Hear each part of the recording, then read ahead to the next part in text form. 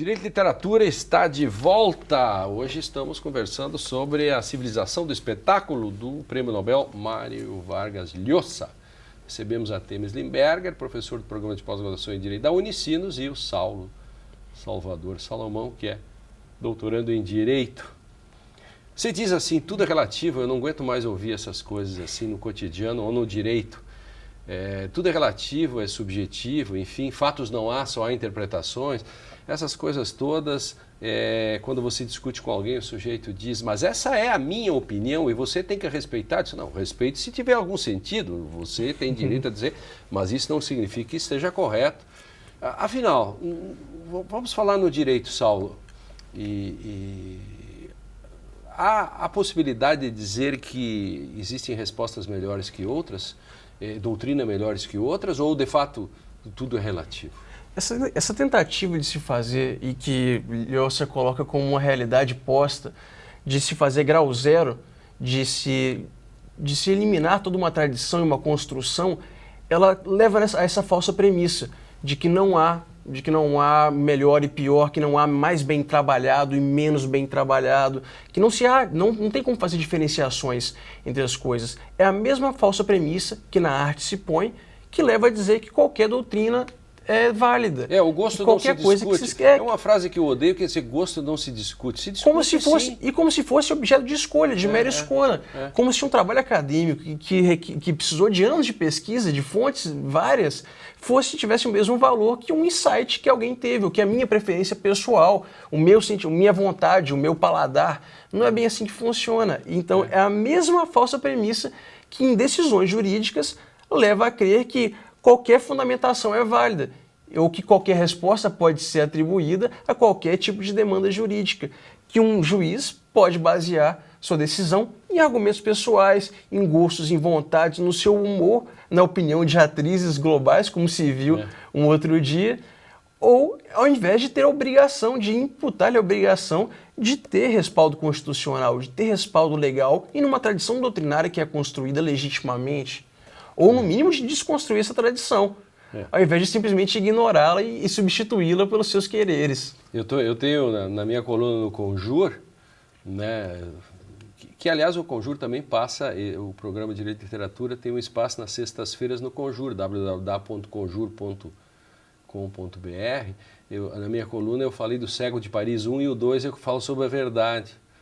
Aí uma frase que eu não gosto, o sujeito diz que cada um tem a sua verdade. Disse, não, cada um não tem sua verdade, que é isso, né? Ministro Supremo, inclusive, falam isso. Às vezes se ouve por aí isso, né?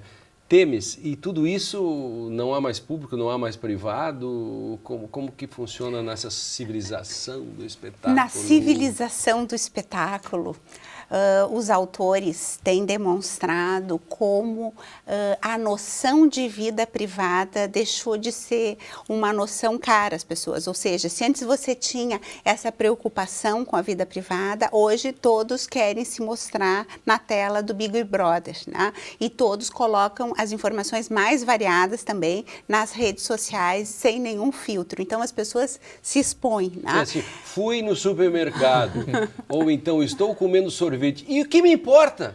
Se você está comendo... Essas coisas assim que as pessoas fazem, né, no cotidiano. Assim, estou saindo do cinema. E daí, cara pálida? E eu com isso, né? Fique com essas suas coisas. E muitas vezes privadas, até né? Dando informações de onde está, que saiu de casa, que a casa está vazia, né? Sim, comprometendo até, vamos dizer assim, as questões de segurança, né? Mas nesse desejo de exibição pública, ele é tão grande que as pessoas não se preocupam mais nem com a própria segurança, né? Então isso é bastante preocupante. E Mário Vargas Llosa aborda, né, tudo isso que está acontecendo nas redes. E, inclusive, fazendo um gancho com o pensamento de Manuel Castells, que recentemente escreveu também Redes de Indignação e Esperança e dedicou um pós-fácil também ao movimento que aconteceu aqui no Brasil, o Castells chega a dizer que o conceito de privacidade é algo que vai se extinguir na rede, né? O que causa bastante impacto, vamos dizer assim, aqueles que sempre foram ardorosos defensores da questão da intimidade, da vida privada e tudo mais, né? O professor Pérez Lund, ele trabalha com a ideia de metamorfose do direito à intimidade, né? Dizendo que seriam poucas as pessoas preocupadas com este direito fundamental, né? Então, é bastante preocupante tudo isso. Aproveitar também e fazer uma propaganda. O nosso programa de pós-graduação, né, da Unicinos, que é nota 6, estuda essas questões. E você mesmo, as pessoas de todo o Brasil, né, a Temis orienta trabalhos em mestrado e doutorado, enfim, nessas questões ligadas à questão dos direitos fundamentais, mídias, intimidade, são questões importantes, né? Com o público que nós temos, para aproveitar que nós estamos estudando isso aqui, não é só num programa que nós fazemos isso. Né? E o que não tira também o viés mercadológico da coisa, até porque você está fornecendo informações suas, gostos, você está passando ali um perfil, e isso é utilizado também pela indústria, isso também é utilizado pelo comércio. Você está vendendo, não, você está dando em troca dessa exposição, Sim, os perfis de consumo, né? E os sites mais acessados, eles acabam servindo justamente para isso. Eles acabam sendo procurados para que seja oferecida propaganda naquele espaço que está sendo muito consultado, né? Claro. Então, tudo isso serve, em última análise, à sociedade do consumo, né? Ou seja, ao invés de nós nos preocuparmos com a pauta dos direitos fundamentais, de fortalecer a democracia, nós somos uma sociedade que, infelizmente, só se preocupa com as questões de consumo. De cidadãos para consumidores. Existe uma confusão, ou quer-se fazer uma confusão entre esses dois conceitos que creio que são muito distintos. E depois eu quero que você fale sobre proibido proibir, que por sinal é um dos capítulos ou uma das partes do livro.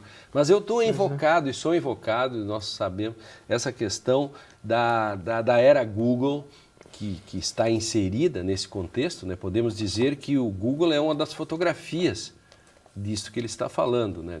Da instantaneidade. Né? E para o direito, essa questão de como o direito ficou medíocre com o passar do tempo, na medida em que nós fomos encolhendo, nós criamos quase que uma espécie de direito tuitado, de 140 caracteres. Aliás, já existe, parece, uma vez eu brinquei com isso, não é que alguém escreveu um livro, parece, chamado Direito Penal ou algo assim, tuitado, eu não sabia que alguém teria, e foi, mas eu estava só brincando, e alguém levou a sério isso. E isso é danoso para o direito, porque os concursos públicos acabam fazendo perguntas desse tipo, que são quase quiz shows. Sim, e a própria formação jurídica é muito prejudicada. Eu trabalhava com alunos outro dia, uma obra em direito penal, e reclamava da falta de leitura, da falta de leitura dos alunos em geral. Dizia que as respostas das provas estavam vindo com até 140 caracteres, não estavam desenvolvendo. Isso é reflexo justamente dessa construção, desse imaginário que dá pouco valor à literatura, dá pouco valor ao que precisa de mais tempo, dedicação e reflexão, e dá mais força àquilo que é instantâneo, àquilo que se pega fácil, aquilo que é mais palatável, menos exigente. Eu tenho brincado aí, eu posso dizer isso, né? Com um certo tempo já dá para dizer.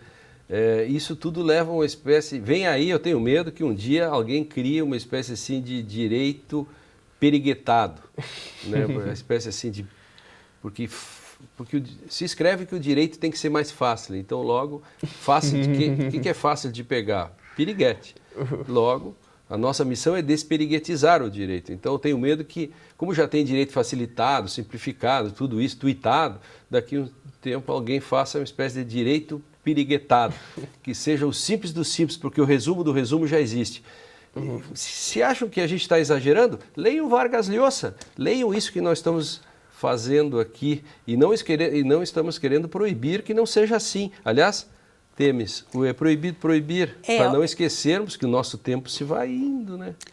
O proibido e proibir é interessante porque ele refere um capítulo e vai citar justamente aquela frase célebre dos anos 60, né, na França, e dando a consequência de tudo isso, né? Claro que aquela frase, num determinado momento de contexto repressivo, ela foi importante, só que muitas vezes, passado esse momento e vivendo em estados em que há um Estado democrático de direito, ainda acaba se fazendo erroneamente uma confusão entre um direito que é legítimo e qualquer regra, né? Então, há um desrespeito generalizado ao direito e isto é ruim, porque isso leva à descrença, isso leva ao sentido de que qualquer um pode fazer qualquer coisa. Então, perdeu-se essa noção de vida em sociedade com regras. Claro que essas regras elas têm que ser legitimamente construídas dentro de um parlamento, né? Então, ele trabalha essa questão e mostra muitas vezes o que hoje acontece, muitas vezes nas salas de aula, né? Dos professores que muitas vezes são agredidos, né?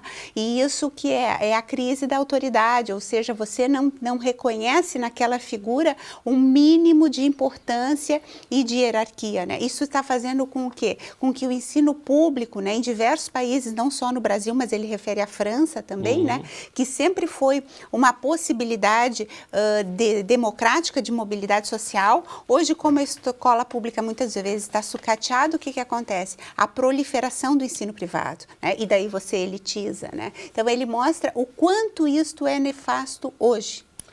Saulo, diga. Até porque a violência maior pelos professores ela é sofrida principalmente pelo Estado na hora de entregar o contra-cheque na grande maioria das escolas públicas brasileiras dos estados, em que nem o piso é respeitado. Né? O Lhosa diz, a necessidade passou a ser a rainha e senhora da vida pós-moderna e a política é uma das suas principais vítimas. Como a política fica vitimada no meio desse processo todo também, né? Porque se cria uma alienação e o inimigo da política é a alienação. E essa fragmentação, esta instantaneidade das informações produzem as vítimas, a alienação. E a alienação vitima a política. E a gente sabe muito bem disso do nosso cotidiano, como isso é ruim, né? Criamos cidadãos de segunda classe, consumidores. Ela gera uma apatia generalizada, uma ideia de que a política é algo sujo na qual a gente não se envolve, que não é nosso. Ele tira essa identificação do cidadão com aquilo que é se governar. Temes e Saulo, a gente se perdeu aqui quase no tempo, eu tenho que rapidamente sair, tirar o time de campo, Direito e Literatura fica por aqui, assista esse e outros programas no facebook.com/Direito e Literatura e também no youtube.com/TV Rádio Unicinos. O fato de nós termos tudo isso não significa que nós vamos pasteurizar a informação, ao contrário, a gente luta contra isso e usamos as redes sociais não como um fim, mas um meio. E não esqueça de participar, faça sugestões e comentários. Este livro mesmo aqui é por sugestão de um telespectador. Eu espero você no nosso próximo encontro. Até lá, quando vamos discutir outros prêmios Nobéis ou outros clássicos.